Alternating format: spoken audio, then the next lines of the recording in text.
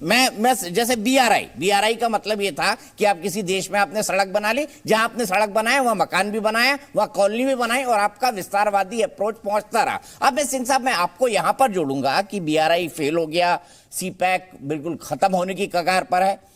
क्या diplomatic front पे यह कहना उचित नहीं है कि अगर शी जिनपिंग 20 है तो प्रधानमंत्री मोदी 21?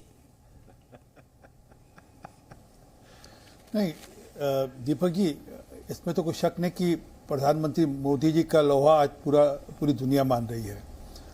और अभी दीपक बोरा जी ने बताया किस प्रकार अफ्रीकी देश भारत की ओर देखते हैं और भारत को अपना मित्र मानते हैं।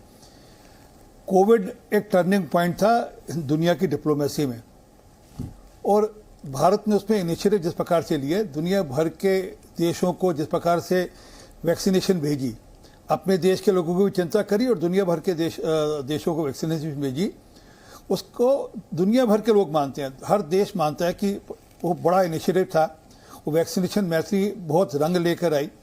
और ऐसे समय में जबकि एक त्रासदी थी दुनिया के सामने, तो वो हमको बहुत आगे ले गई दुनिया के अंदर डिप्लोमेसी के मामले में। एक बात। दूसरी बात, जो चाइना का जो विस्तारवाद वाला, ये तो हमारा पॉजिटिव पॉइंट है। चाइना का जो विस्तारवाद वाला मामला है, वो बीआरआई हो या बाकी अन्य तरीके से देशों को इकोनॉमिक ट्रैप में लाकर फिर उसको डेब्ट ट्रैप में करना, फिर उनकी बाजू मोड़कर उनके ज़मीनें, उनके पोर्ट्स, उनके बाकी जो इकोनॉमिक इंस्ट्रूमेंट्स हैं उनको अपने कब्जे में लेना, वो इंफ्रास्ट्रक्चर को कब्जे में लेना, इकोनॉमिक इंफ्रास्ट्रक्चर को, वह दुनिया के ऑलमोस्ट सब देश ने देखा।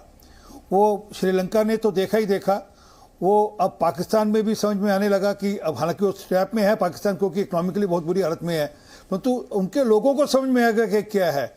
उनकी आर्मी के कुछ मजबूरियां अलग हो तो हो, परंतु अफ्रीकन कंट्रीज़ को, म्यांमार को, बाकी सब दुनिया के देशों को समझ आने लगा कि अगर चाइना इन्वेस्ट करेगा तो उसके बदले में हमसे क्या क्या फ्लेंच करेगा, हमसे क्या क्या लेगा, इसका कोई गणित नहीं। जैसे वो पुराने ज़माने में साहू होता था ना, जिसका जो ब्याज जो होता था कई गुना होता था, वो उस प्रकार के साहू हैं ये, जो कि देते समय कुछ और फिर जब लेते समय आते हैं तो बहुत कुछ साथ साथ हथियार लेते हैं।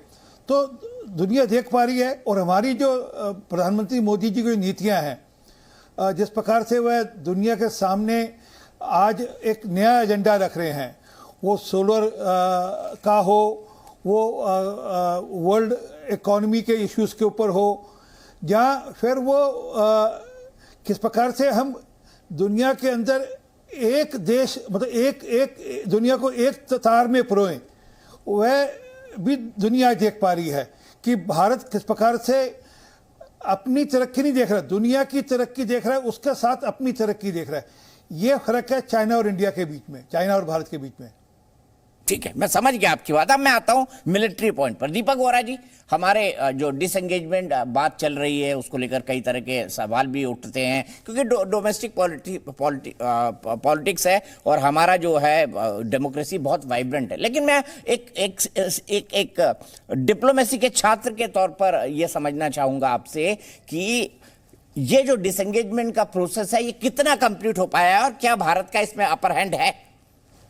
मुझसे कहीं ज़्यादा तो जनरल सेना आपको बता पाएंगे, उनकी जानकारी सर्वश्रेष्ठ है। I respect him a great deal. Sir, disengagement बहुत ज़रूरी है। आपने देखा होगा जहाँ जहाँ हम चाइना से बात करते हैं, और मैंने भी ट्रैक 2 मीटिंग्स कई की हैं, तो वो कहते हैं हम इसमें ट्रेड में जाएंगे, इस चीज़ में जाएंगे, उस चीज़ में जाएंगे। हम एक ही चीज़ कहते हैं, वापस कब जा रहे हो जो आपने इलाके पर कब्जा किया। कहते हैं हमको और चीज़ों पर बिल्ड करना चाहिए, डिफरेंसेस को अलग रखिए, जो हमारी एग्रीमेंट्स हैं उन पे बिल्ड करिए। हमने कहा बॉर्डर से पीछे कब हट रहे हैं। अब वो समझ गए हैं कि वो जो पुछलाते थे हम लोगों को, अब वो काम चलने वाला नहीं है। सर, एक चीज़ मैं और बताना चाहता हूँ। अभी आपने प्राइम मिनिस्टर नरेंद्र मोदी का जिक्र किया कि अगर वो 20 है, पिंग पोंग डिंगलिंग पिंग पोंग जो भी उसका नाम है, तो हमारे प्रधानमंत्री 21। एक चीज़ आपको बताता हूँ सर, जब चंद्रयान का लॉन्च हुआ था तो प्राइम मिनिस्टर फ्रांस में थे, बास्टी डे जो उनका स्वाधीनता दिवस है वहाँ पर थे। लैंडिंग हो रही है तो वो साउथ अफ्रीका में है। सर ये मैं अपने सच्चे दिल से कह रहा हूँ आपको, करोड़ों लोग आपका कार्यक्रम देखते हैं। नरेंद्र मोदी एक ग्लोबल सिटीजन है। वो बात करते हैं G20 में one world, one future, one family. तो जो ग्लोबल सिटीजन होता है वो कहीं भी चला जाता है सर। और सारी दुनिया में इस समय भारत की छवि, मेरे को 50 साल हो गए हैं डिप्लोमेसी में, मैंने भारत की रेपुटेशन ऐसे कभी नहीं देखी।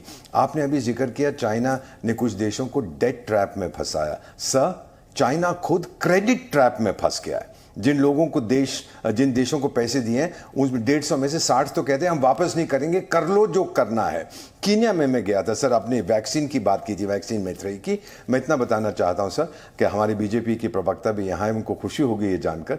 वहाँ के एक मंत्री जब मैं उनसे मिला आफ्टर हमने उनको वैक्सीन दिए थे, जो 3 देशों में मैं विशेष सलाहकार हूँ उनको भी फ्री में दिए, तो ये कीनियन जो थोड़ी बहुत हिंदी जानते थे मुझे कहने लगे मिस्टर एम्बेसडर आपके लिए मैंने 2 लाइनें सीखी एक बॉलीवुड सॉन्ग की। मैंने कहा बताएं सर, तो कहते हैं हम प्यार से आपको इंडिया वाले, आप छू लेते हैं दिल के तार से इंडिया वाले।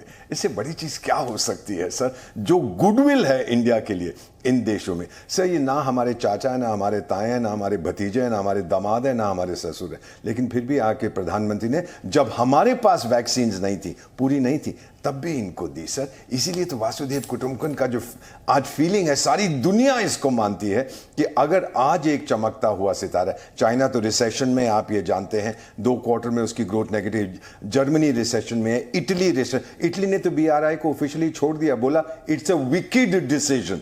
उनके डिफेंस मिनिस्टर का मैं छोड़ के जा रहा हूं, और चाइना तो आग बबूला हो गया लेकिन कुछ कर नहीं पा रहा। तो ये बेसिक अंडरस्टैंडिंग यही है दुनिया की। चाइना स्टैंड्स, मैं इतना बता, China is suspected, India is respected. बहुत अच्छी लाइन बोली। शक किया जाता है चीन पर और भारत का सम्मान किया जाता है। ये देखिए 2 शब्दों में आज पूरी की पूरी डिबेट आपने समेट दी। मैं जाऊंगा डिसएंगेजमेंट पर जनरल सिन्हा के पास। तो प्रधानमंत्री नरेंद्र मोदी इस वक्त जोहान्सबर्ग में है, ब्रिक्स के सम्मेलन में भाग लेने पहुंचे हैं। वहीं पर चीन के राष्ट्रपति शी जिनपिंग आ रहे हैं। संभावना ये जताई जा रही है दोनों शायद मिल सकते हैं, लेकिन डिपेंड ये भी करेगा कि दोनों के बीच कितनी बातचीत हुई है। अभी तक गलवान के बाद भारत ने बहुत ही टफ स्टैंड लिया था और उसके बाद किसी भी अन्य मुद्दे Zee News.